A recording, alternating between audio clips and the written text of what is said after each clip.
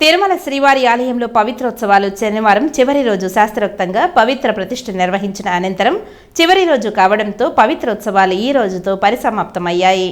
ఈ సందర్భంగా ఉదయం శ్రీదేవి భూదేవి సమేత శ్రీ మలయప్ప స్వామివారిని పవిత్ర మండపంలోని యాగశాలకు వేంచేపు చేశారు. అక్కడ హోమాలు తదితర వైదిక కార్యక్రమాలు చేపట్టారు. అనంతరం సంపంగి ప్రాకారంలో వేడుకగా స్నపన తిరుమంజనం ఘనంగా నిర్వహించారు. ఇందులో పాలు, పెరుగు, తేనె, చందనం, పసుపు తదితర సుగంధ ద్రవ్యాలతో విశేషంగా అభిషేకం చేశారు. ఈ సందర్భంగా వేద పండితులు పంచసూక్తులను పఠించారు. ఆ తర్వాత పవిత్ర ప్రతిష్ఠ జరిగింది. మధ్యాహ్నం స్వామి అమ్మవార్లకు విశేష సమర్పణ చేశారు. అనంతరం సాయంత్రం శ్రీదేవి భూదేవి సమేత శ్రీ మలయప్ప స్వామివారు ఆలయ 4 మాడ వీధుల్లో విహరించి భక్తులకు దర్శనమిచ్చారు. రాత్రి యాగశాలలో వైదిక కార్యక్రమాలు జరగనున్నాయి. ఈ కార్యక్రమంలో తిరుమల పెద్ద జిఆర్ స్వామి, చిన్న జిఆర్ స్వామి, అదనపు ఈవో సిహెచ్ వెంకయ్య చౌదరి, ఆలయ డెప్యూటీ ఈవో లోకనాథం, ఇతర అధికారులు పాల్గొన్నారు.